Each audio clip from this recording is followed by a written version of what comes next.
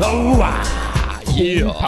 Powerful Kyron here. Welcome everyone to another episode of the Mere Mortals Meanderings. I'm Kyron. Juan over here. And a meandering session is where we talk about lighthearted topics, well, maybe deep-hearted topics as well, but with a lighthearted touch in any case.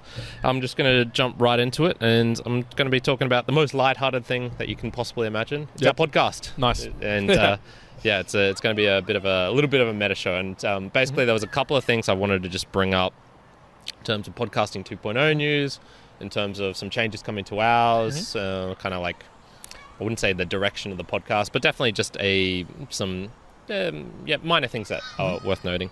So first of all, I'll go into the podcasting 2.0 news. Okay. So there's been a bit going on. People going to, I already told you about the wokeness that was happening. The podcast movements. That was disappointing, and I was really disappointed to hear that. Yeah. Not for the fact that I don't care what people do or don't do or choose to do, but when it's forced upon people, and you have like the main podcast movement having to put out statements that apologies for someone being present, and like doesn't matter who it is. Yeah. So it's like, okay, that's a bit far for me. Agreed.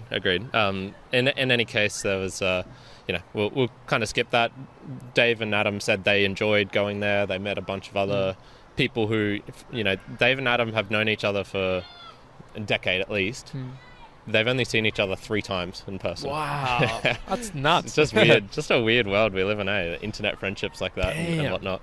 But it sounded like they had a good time anyway. Got to meet other people because it just draws everyone into podcasting and whatnot. But anyway, I want to give out a quick shout out to Dreb Scott, because I actually have done something for ours which I've never bothered before, which was some transcripts. So he basically had like a message on the Mastodon saying, I've got tons of free minutes left until the end of the month. Until the middle of next month. Yep. For transcripts, if you want any done, just let me know. And I went, no, yeah, look, I've never bothered to do it for ours, mostly because we put the videos up and YouTube has closed captioning, and I'm sort of like, yeah, it's kind of equivalent. If you want the transcripts to be able to read what's happening, what we're saying, well, just go to YouTube, and then you can get the visual component as well. But there's other benefits that would be for us, SEO things and things like that. But I went, all right, yeah, I'll take him up on it. So he very kindly transcribed all of the value for value, and I gave him sort of like 3 episodes of the book reviews and our main channel, because he couldn't get them from the RSS feed directly, because Buzzsprout does a couple of weird things. So I'd have to manually upload them to him to be able to keep the naming system correct. Sure. And so he did that. So very much big shout out to Dreb Scott. Thank you very much. And then he also was... Wait, so what are we doing with those? So I'll edit them, just make sure, like, undoubtedly my name is going to be spelt Karen or Kiran or Kieran or Chiron or Crin. Just do a little quick spell check. I'll probably have to go through that, and I'm not... I'll roughly go through them and do them. It's more just as a little thing for me, and I might even find a way if we can upload them onto our website as well. Just SEO one. Yeah. We've got to get that. Someone tell me that's going to be useful too. Unless like a listener tells me that yes, that's what they've been looking for. That's what they want. Yeah, I'd be like hard pressed to spend any energy doing that. Yeah, that's same here. But in any case, I'll give it a try. And He also said, I've got tons of spare minutes. I could do your whole back catalogue. And I said, Dreb, how many spare minutes do you actually have? Because our back catalogue is kind of big. And he said about 5K minutes, so 5,000 minutes. Quick math one, how much minutes of content do you think we've put out across, let's just say, the book reviews and the podcast? I'm going to say 11,000, 12,000. Okay. Mine came out closer to 25,000. Wow, okay. Yeah. Yep. So, I just went, it's a very kind offer, thank you, Dreb, but... You're 1/5 of the way there. Yeah. So maybe that's something I might take him up if it is something valuable for people. Yeah, valuable. Sure. It would require definitely effort on my part, because I have kept most of the episodes, especially the audios, on my own hard drive, but a lot of the early ones, probably up until like episode 150, no, I just deleted them. So I would have to manually kind of re-download them, retitle them. Yep. it's doable, but would be a pain in the ass as well. Another one was I also had a chat with Nick Malster from Fountain. So he wanted just a kind of insight into what the promotions were like from us. And first of all, he's goddamn handsome bastard. Fucking hell. Good guess. I'd seen like a little pic of him on his own Fountain account, and I just went, it's just a regular looking guy. Yep. And then when he's there in front of you, you're just like, fuck, you're so handsome. God damn you, man. But he's really cool. So this is Oscar Mary's co-founder of Fountain. And just a couple of interesting things. I was just talking about my kind of general impressions from the promotions. He was talking about how roughly from what he's gathered from other podcasts, because he does chat with other people who've done promotions, you get probably about 60. So if you put in, 100,000 sats, you get roughly about 60,000 back from your promotion from people kind of tuning in and then sending boostagrams and things. So you're in return about half of what you put in. Yeah, so which is, this is why you are once asking me why, if we were doing this, why wouldn't we just do it via Instagram or Facebook or something like that, a promotion on there. And this is one where I go, okay, but you get kind of 60% back already, and you get what you wanted, people listening to your podcast. So it's definitely in terms of just strict financial decisions, not including the other things which I enjoyed about it was, I got to help out the Fountain app because a bunch of the sats go to them and whatnot. But yeah, they're working on. I won't share everything, maybe with you offline. But yeah, they're cooking up some a lot more of cool stuff. Some very cool things going on. So yeah, I did like seeing the latest top 50 podcasts, top 50 boosters, top 50 episodes. I did like that. Number 50 right here. Number 50 right here. But I do see that it doesn't take into account all boosts ever sent. It's just on Fountain, well, no, not even that. It's like not even the all time I can see, because if you see that of course, no, the biggest sats, it's like boosted, it's like I think the maximum is like 50,000, which I know Peter has sent gigantic ones in comparison to that. I think it's from the last month, something like that. Yeah, but it was cool. It was really cool to see. Yeah, well, the thing with those two is that they are, that's their job, I guess. Most of the other apps, Curocaster, Podver, maybe Mitch is working on it full time, like Podverse, but most of the others, I think it's more of a kind of fun little side gig. For these guys, it's full time. Definitely with Franco Solerio's Castomatic. He's a doctor by day trade, so it's kind of like hard to continue progressing it when you're like that sort of job full time. Yeah, for sure. Yeah. And the pod friend Martin, he's Danish, and I think he's got wife, kid, newborn baby, that sort of stuff. So lots of things there. In terms of just changes that we wanted to make, so we'll just announce now, and we'll do it on the you'll already have heard it on the musings, but we're going to change up the schedule. So basically the new schedule will be, I kind of want to keep it roughly as it used to be, which was the kind of Friday and Sunday were the core days, I guess. So we're doing the live ones on a Wednesday, and I'll release it all on the Friday, which gives me that kind of just little leeway to do some editing and whatnot. I'll release the Meanderings now on the Sunday, which will actually be kind of beneficial as well. It gives me a bit more time to edit those. So it's just adding it's almost like an extra couple of days just for me to be able to make everything's more high quality. If you checked out the last Meanderings, and hopefully maybe not this one, but the one afterwards, you'll see I've put more time into the memes and the chapter arts and all that sort of thing. One which you don't know about was the Value for Value podcast. So I feel like I'm coming towards the end of this season the second as well. Season? Okay. Yeah, I've covered probably close to 14, 15 shows now, something like that. And I'm just noticing I'm starting to have to kind of reach a bit more in terms of like really spend some time and effort to look for value ones outside of the ones I already know. There's probably only another 3 that I want to do, and I'm going to end off on the Mere Mortals book review, so that's the one that's at the top. So little I like that, sneaky kind thing. of self-promotion there. But yeah, I was just noticing. One, I'm stretching a bit more. There's people who are doing it, but I'm not. I'm not sure if I'll be finding really interesting things that they're doing, unique like and anything different that you've already covered. I'm more likely to just go, oh, these guys are also doing value for value. Oh, you know what? These guys are also doing value for value, and there won't be, you know, a uniqueness factor to it. So, and this is because most of them are either no agenda shows or Bitcoin shows. Yes. And so they'll kind of be doing it, but they're not going to be kind of all in like most of the other shows that I've already covered. Yep.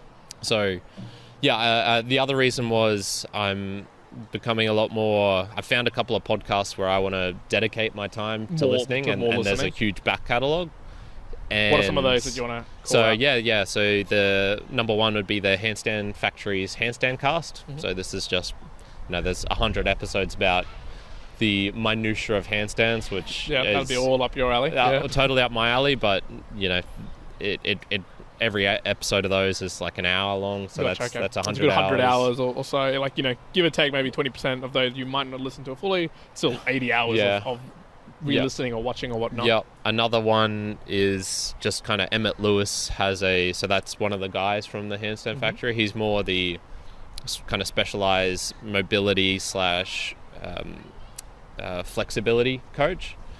And if you've checked out the latest musings, so this is 328, you'll have noticed that one of the conclusions I came to was my flexibility. I wasn't taking it as seriously as I kind of needed to. It wasn't as structured as I needed it to. Gotcha. So I need to do a bit more work in terms of... And you've kind of come away with just listening to a little bit of that from that guy? So I believe he has another podcast, or at least he has a YouTube channel where there's like plenty of videos about if you want to get the side splits, you know, this is how you do it kind of thing. And so I definitely just need more structure. I've just been kind of willy-nilly. Let's do these sort of stretches. Yeah, I'll just do some stretching, but now it'll be like, all right, I'm going to set myself some actual stuff. A bit more discipline for Karen. Yeah, okay. Yeah, discipline. Thumbnails and titles for the episodes on YouTube, and I'll probably do this for the audios as well. I'm going to make slightly more sensational, I feel. So, okay. A little bit more clickbaity, for some people might call it. Yeah, if you want to put it that way, yes. I've just been, once again, doing a bit more research and going, okay, I can improve these a bit. I can make these a bit more stand out. I can make people, so this is, you know, Pat Flynn's Smart Passive Income podcast. He talks a lot about these sorts of things, and I was just noticing, okay, I can afford to spend some more time on this. Yep. And just, you know, slight changes. I want to keep this basically as it is. I think the long form, you know, longish form, I guess we're not super long form when you compare us to others, Joe or a few others, it's 3 hours, like 4 hours, that length. But in terms of, you know, I don't want to be adding crazy wacky stuff going on in the title, you know, air horn noises, that sort of shit. No, I'm good for that. And even for the live ones, like, that doesn't interest me. Nah, I saw an example of the CrossFit Games, like 2022 CrossFit Games finished a couple of weeks ago now, and I actually think I saw like 7 or 8 videos with similar titles because the person who won was Tia Claire Toomey again, nice. And Rich Froning won on the team, and then Justin Medeiros won on the guys' side. But always kind of the question would be, okay, are they going to keep on going for the next year? And every single title was like, you know, Tia finished, like, or Richard Tia done. Really? Like, so they just win, and then everyone's saying, "Are they gonna?" What the fuck, man? Mate, like all the titles, all the like clips are like finished, done. Like they're not again. Like, are they not going to be around? And then like I watch one of them, and it's always like, do we think? Well, not really. No, that's pretty much it. Like, it's just, it is so clickbaity, and I go, I don't want to be that level. No, I'm not going to do that, but I will do. Superlatives will be used. I did notice things such as, you know, you can go, how to. So this is one of Pat Flynn's one. It was something like how to make sure your Pokemon cards don't get damaged in the mail, or something like that, or versus which of these postal services damage your cards the most. Okay, well, the second title is kind of more enticing. Well, which one is it? There's a bit more intrigue. Yeah, but it's the same thing. You're still going to find out. There is that. Yeah. There is truth to it. There's no lying. We're not bringing you in saying, you know, watches Karen does one out, I'm handstand, but he doesn't. He just talks about that, you know, when he does one, that, you know, something like that. Yeah, it's a slight move forward to to just make it more intriguing, I guess. And then the last one was, I think we could do a better job of kind of like highlighting the ethics almost of the podcast, which is, there's no advertising, there's no outside external influences that are going to be shaping our opinion of what we can and can't say, or will and won't say. And I think we can do a better job of really highlighting that, both on within the podcast, and then also kind of the outside on the website, for example, or things like that.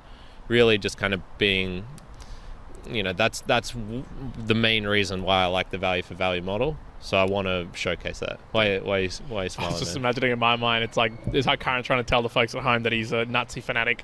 It could be like, I'm going to say I'm a Nazi. Like, you're going to put like all these Nazi flags on your face, something like that on the website, and be like, see, I can do whatever I want, and they're going to stop me. Although... Try and stop me, bro. Something... I wish I could remember the exact details. The developer did Tornado Cash or whatever it was. You know about this? I know of this. I don't know his name. No. Anyways, but just like he ended up going to jail. Like, he got sentenced to jail, and it was just like he wrote open code, and I was just like, man, what the hell? Just some of the extremities. So maybe they can come in and get you, even though it's you can say whatever you want, but still. Oh no, come and grab you. I'm not saying that there won't be impacts from what I say. But it will be said. but it will be said for sure. Yeah, no, I need to make those mistakes. If I say something really dumb, I want it to be for an actual reason and not for, I think this will be, I think people won't like this, or I think. And there was something recently where, once again in the goals, check out the last goals. But one of the last goals I made was not optimal because I was kind of concerned of how it would come across on the podcast, and so we actually haven't recorded that yet, so Juan doesn't know, so I'll save the details. I kind of think I know what it is, but maybe I don't. But yes, I'll check out the monthly goals for that. The musings, actually. Sorry, the musings. So 328. 328. One of the bits in my mind, actually, for picking up two things. So one, you talked about the Pokemon cards. So I wanted to talk about the VeeFriends cards. Oh, okay. So have you actually opened up any cards before? Like any game? I used to have Pokemon cards, so yes, when I was a kid. What'd you do with them? Actually, no, wait. I did an opening with Madsen when he came on. Yes. So even kind of recently. That was actually not too long ago. Yeah. Well, I had the pleasure today. And to answer your question, what I did with them, they've been lost to time. Burnt them. Yeah. Good. No, what I ended up doing today, actually, early this morning, I opened up some boxes, which was wild. Talking about, we're getting clickbaity, and now we're doing unboxings. What's the next thing? Next thing we'll be doing mukbangs here in the park.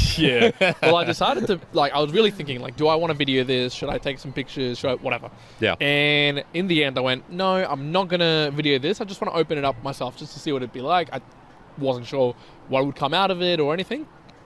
And spoiler, nothing special came out. Nothing. Juan's not a millionaire. Nothing incredible came out of these cards that I was like, oh my god, I made this. We did pull a couple of $400 to $1,000 cards. So there's two of them.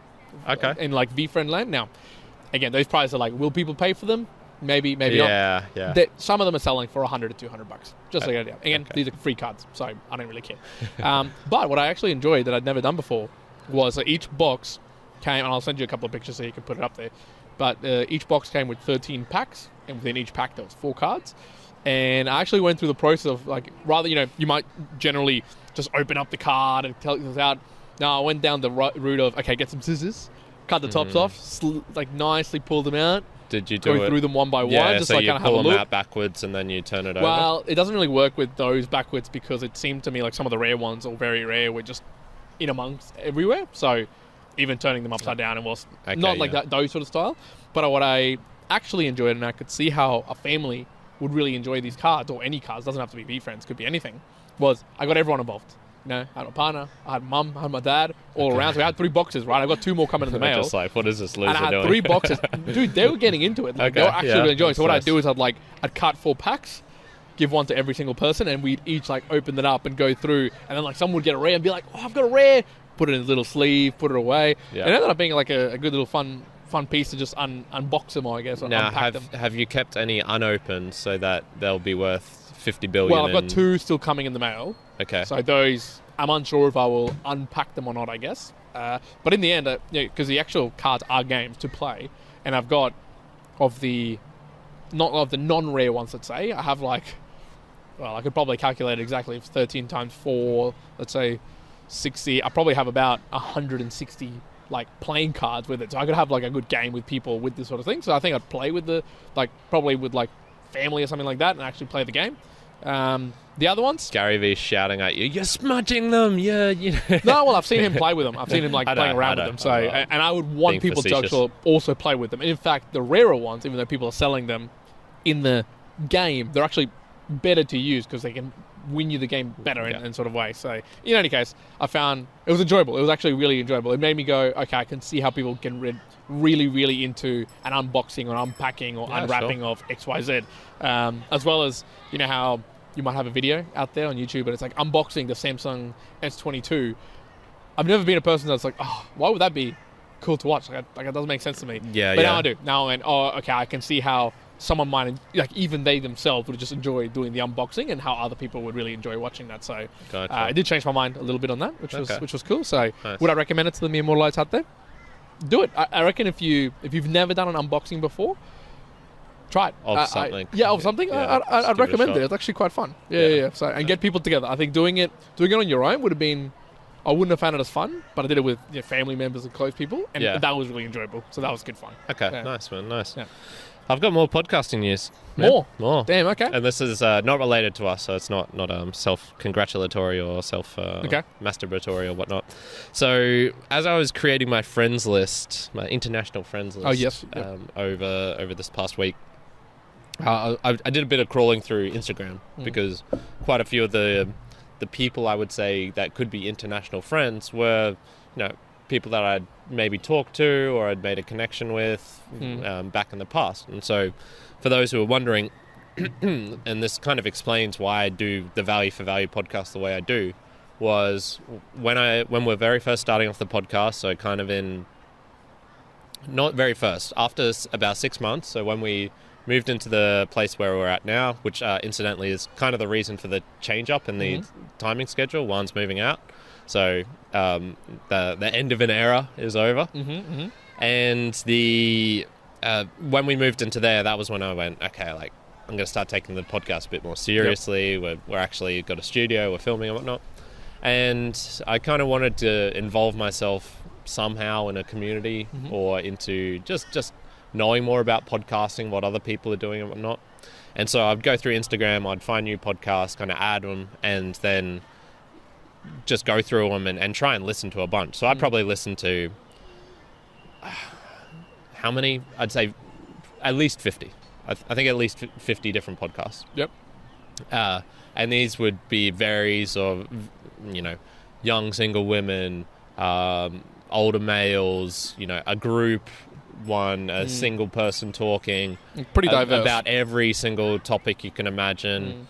There was I went through the phase of the Corona tea and Corona, like tea with me, lockdown tea. Like there was so many random ones, and then there was like Black Queens kept on popping up. So I listened to a bunch of Black Queens. Man, I was everywhere. I remember that. And what I would do was I would leave a review, kind of unprompted review on Apple Podcasts, and I'd generally give them a 5-star. I'm not about giving people negative feedback. It's like I'll just focus on the positives.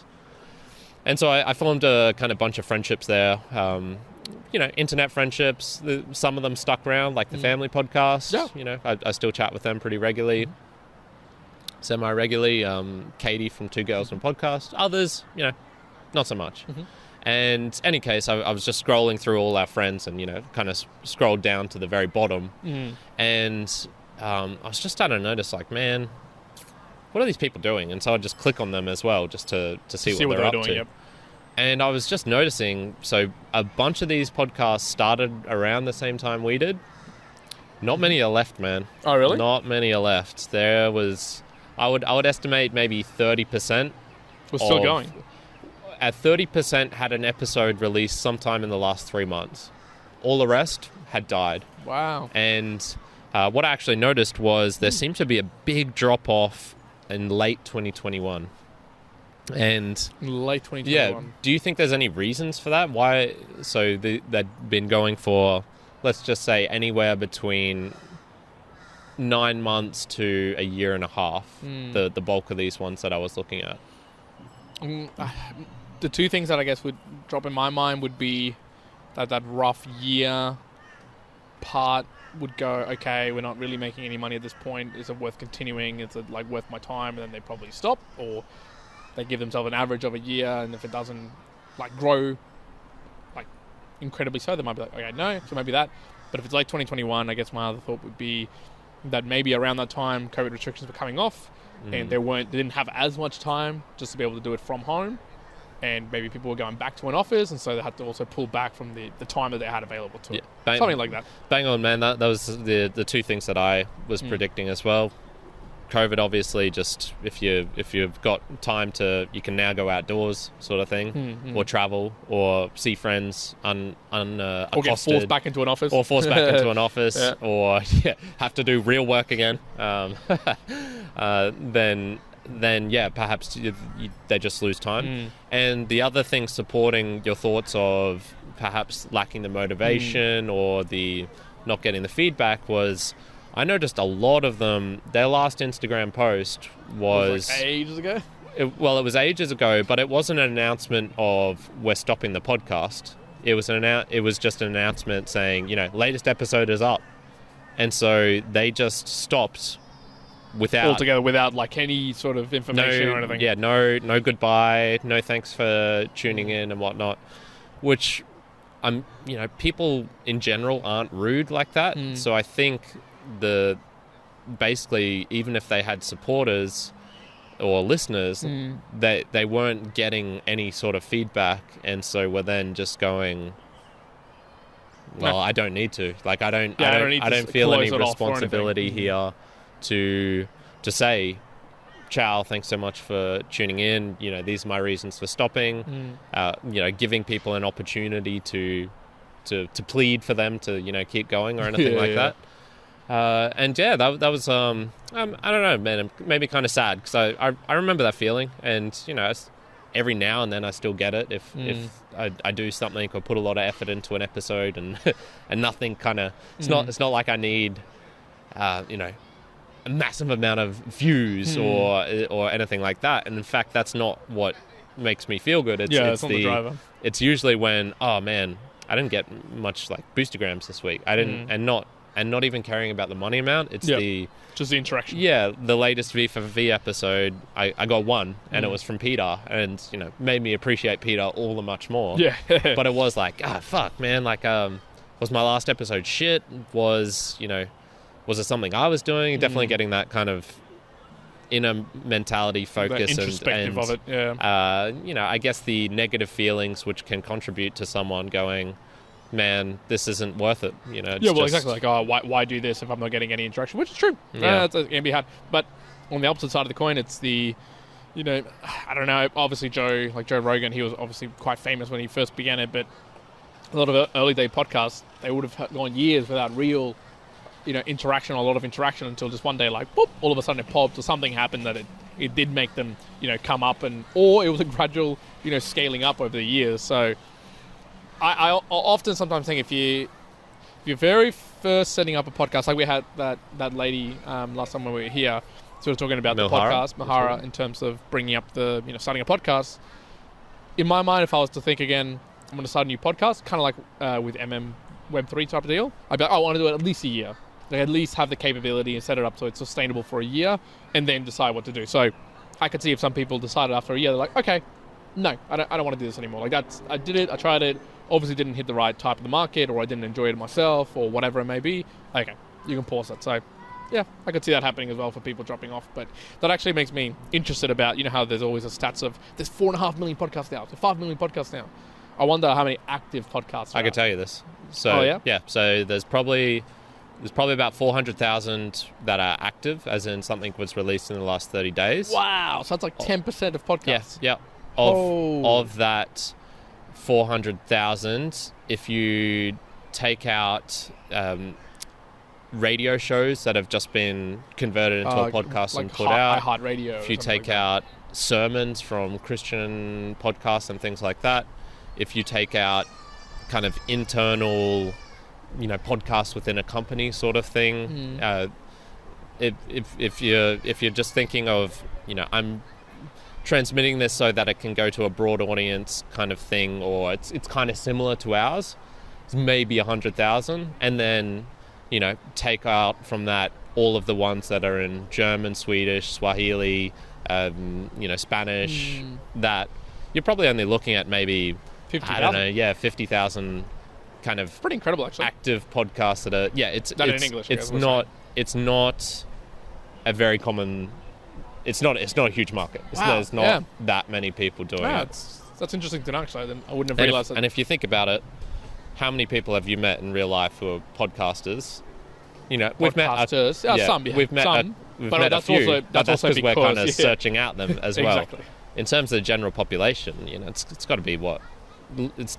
I'd say definitely less than 1 in 100, getting probably closer to definitely a couple in a 1,000 sort of thing, maybe. It's not it's not common. It's just not common at all. I didn't really think about it that way. Those sort of stats. Yeah. So yeah, if you wanted to look at it as a competition, well, then you could go, there's this many shows. This is how many I need to beat. Now that's, I think, a silly way of looking at it, because it is a silly way of looking at it. You can have multiple people listening to podcasts. You can find new ways of making it more desirable. So I think maybe that's now we're going a little bit self looking at the Mere Mortals podcast, but I would have to then just guess at random here, but I would have to guess that we would be very close to top percentage of most podcast produced. Yeah, probably. would be very very close. Again, take away iHeartRadio or other things which companies or radios turn into podcasts, and that way they might do daily. Take away a lot of those, there wouldn't be a ton load. You see the really long ones.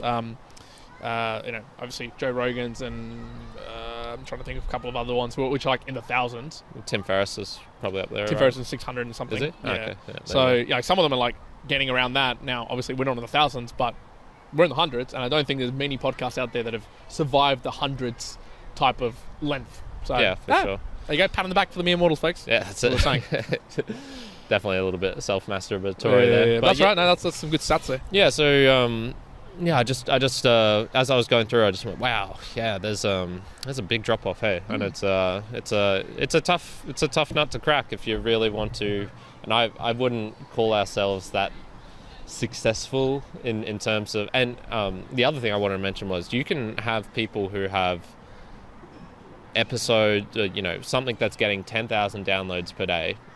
There's a guy called Tanner Campbell who's got a Stoic one, and man, he's constantly moaning about the kind of lack of appreciation, the lack of really? Yeah.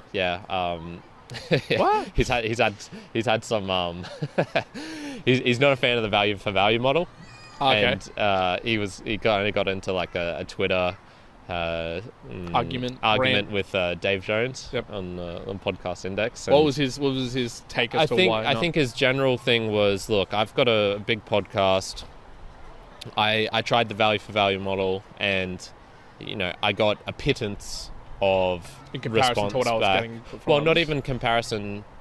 Well, yes, I guess in comparison, because but even then he was saying you need to do everything you can to kind of monetize it, because you can have a super successful show and it won't, your audience are not willing to contribute or things like that. Sure. Again, I'm maybe being a bit harsh on him, but the general thing was, he didn't like value for value, and felt that you really needed to use every other mechanism, paywalls, dynamic ad insertion, sponsorship, to be able to have a successful, a monetarily successful podcast. Now, this is where I would say, okay, the value for value, unfortunately, you kind of need to be all in a little bit. Not all in's maybe a strong word. You need to go hard at it, and it doesn't have to be the sole thing. You can 100% use sponsorships and paywalls and other things if you want to go that way. But if you're doing value for value, it what I've learned just from watching like listening to all these other podcasts, listening to Adam Curry, kind of invented it and whatnot. You have to be persistent at it. It's kind of like you have to be persistent at podcasting, and you have to be persistent at value for value. You can't, but at the same time, you can't just do it, as a twice off. Yeah, but I mean, and that applies a lot, especially when it's something that's so brand new, something that's just really starting to penetrate some understanding of general populations. And it's the same thing as if you were talking about some sort of cryptocurrency, a business in 2015 or 2014, right? Like, it'd be exactly the same. Like, you'd have to be... How many people are caring about it? Probably not many. You'd have to be like just absolutely driving it yourself to the nth degree until lots of people care about it, and then there's a lot bigger. It's a bigger pie, so people care about it more. And okay, now it's fair. Yeah, I think that person, like that individual, if Folly for Valley had 100 times the throughput of people actually listening, or podcasts, or user base, I think it'd be an entirely different conversation. So I guess comparison of existing mediums to new mediums. Also, it's like, yes, if you want to play in that space, there are certain things you're going to have to do a lot more to try to equate it to what it exists in the other, just because it's so new. Yeah, and I think it's going to be huge. I actually think that value for value will be a term that the general population will know in 5-10 years time. I'm willing to kind of like risk the podcast on it. That's 100% how I see us doing this, or at the very least, me doing this in the future. And I think it's because the technology is caught up for it. I have no idea how Adam Curry and John C. Dvorak managed to do this for 10 years. Like, it is wild that they managed to do all of this stuff through pretty much only PayPal. In terms of the monetary, there's all, as we always say, there's the other things that you can do: the sharing, the clipping, the knowledge spreading, the Peter helping out with the Excel sheet, which I couldn't do, the the help for the translation, transcripts from Dreb Scott, all of that contributes a lot. But with the tech of kind of Bitcoin, and with what they're doing with expanding RSS, I think so much is going to change. I don't see YouTube surviving in 10 years' time. I think that'll be gone. Especially just because, Andrew Tate got kicked off of everywhere basically recently. The alternatives that's going to keep happening. Like, that's not going to get better. I think it will. I think it'll keep happening, but will YouTube go? I don't know if YouTube will go away, but I think the market will be more spread for sure. Yeah, potentially. I think for sure. I think we are... Nah, fuck it, I'm sticking with it. YouTube's gone. You're going YouTube. I'm going to say that it's Google, but I'm going to say that probably the idea of conglomerates, or, massive companies owning the entire pie, will start getting segregated out as more of this becomes the norm, where, at the moment it's the really polarizing characters. Andrew Tate, Trump, right? Like, there's probably a minority of people saying, that shouldn't happen to them because there should be, the free speech and the right to do this and that. But for the majority, people are like, no, we shouldn't listen to this person, whatever.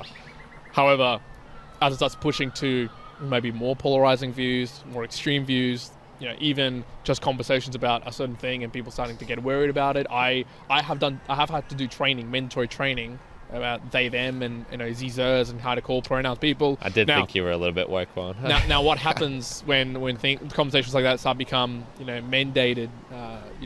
Become like legally binding things to do. When does Ben Shapiro not just get a random angry tweet against him, but when does he actually get kicked off of YouTube and of the social platforms? And again, money is a big piece of the puzzle, and we've talked about this in the past. But where does it stop if Google's supporting a particular charity or groups of people or politicians, and they have a certain view, which means that now within their platforms they can't talk about that, and if you're talking about it, well, too bad, and it's not even your view anymore. It's just because it doesn't fit the agenda of something else.